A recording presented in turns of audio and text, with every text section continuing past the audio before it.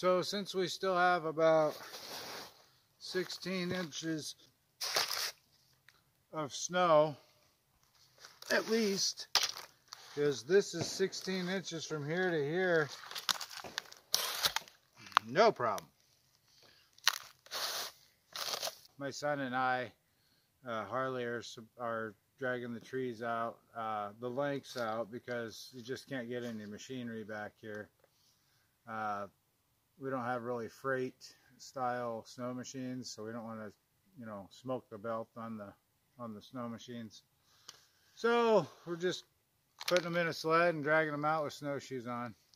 We'll be using these 4-foot sections of spruce tree for milling shiplap siding on the side of the outhouse, as well as using the rest of the tree for firewood. So this is how we process a tree in spring breakup. The snow is really slushy, dogs punching through.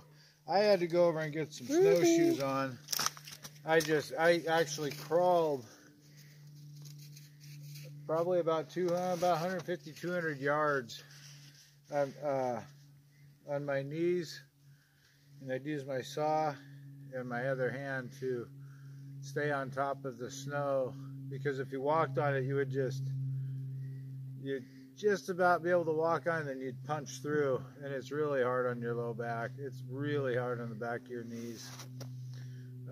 You can do it, you know, 10, 15 times, but to do it 100 times, 200 times, it's really tough. So this is how we do it. We take the tree down. This is a dead beetle kill spruce tree. It died about 8 months ago.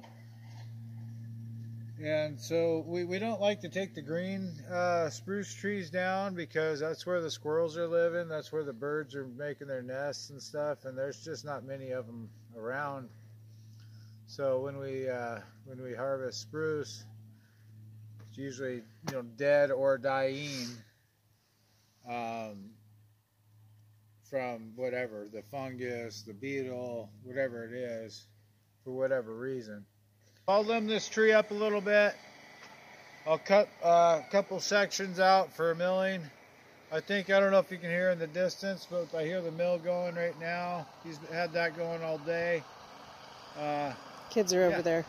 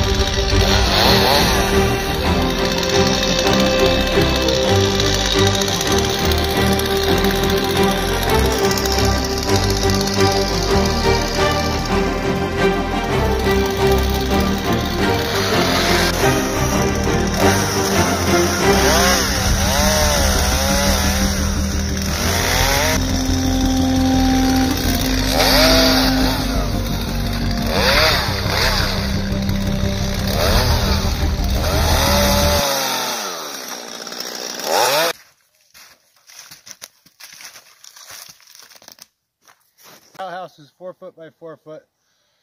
So I'll cut these little logs 4.5 feet. The reason I'm not cutting like 8 footers or 8.5 footers is because I have to get this out of the woods, and it's kind of heavy. So I'd rather just take 4.5 footers out.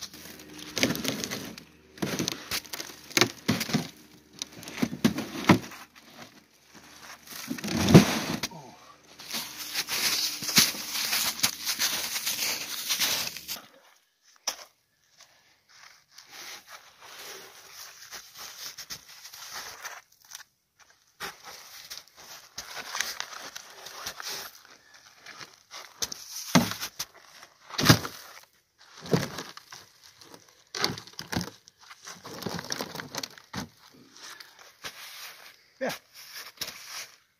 Good job.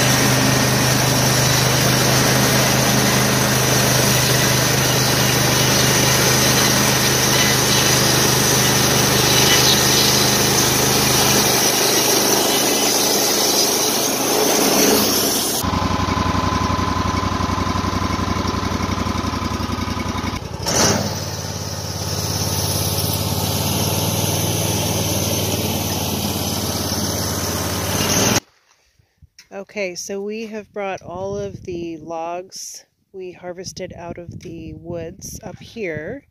Some of them we will mill for the outhouse boards, and some of these we are going to just make into firewood. These right here are scraps from the milling. These are the live edge portions of the log. But we do not let these go to waste. We actually cut these at 15, 16 inches and we burn these for firewood. So all of the scrap here will be used for firewood and not wasted. And then we also use the sawdust that is coming off of the mill right here. And we use the sawdust here for our inside composting toilet, so we do not waste the sawdust. We also add this to our greenhouse garden to help amend the soil. Then these scraps here came from the table saw as we are milling out our boards for the outhouse over there. And these will surely not go to waste. We will use these for kindling. So we try not to waste any part of the tree that comes out of the woods and utilize all the parts if we can.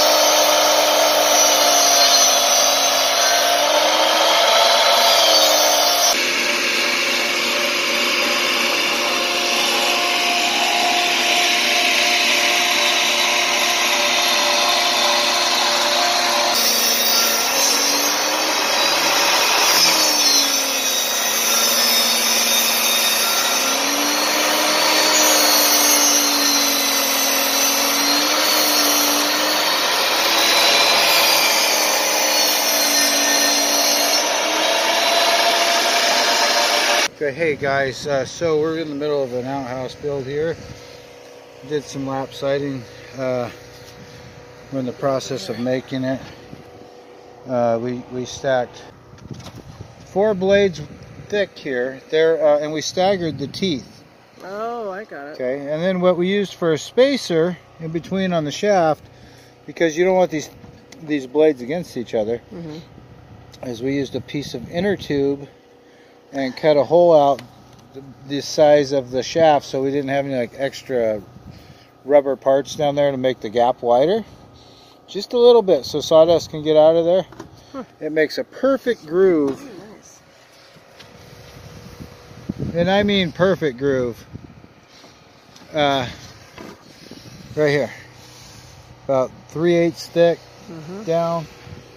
It makes a great 90-degree angle here. The parts just fit together beautifully. Here, I'll show you. So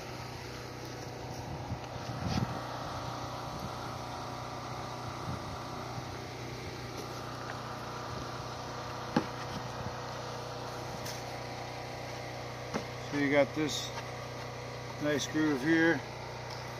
Oh, that does look really nice. And there you go. It's not terrible. I don't know what your side looks like. Oh, it's pretty good. And some, yeah, there we go. It's really nice. Thanks. So yeah, nice little groove, nice and flush here on top. Very happy with that. Okay. That will be the outside siding for the outhouse. Nice. We'll stain it kind of a redwood look, a light redwood. I'm not sure what the boy picked out.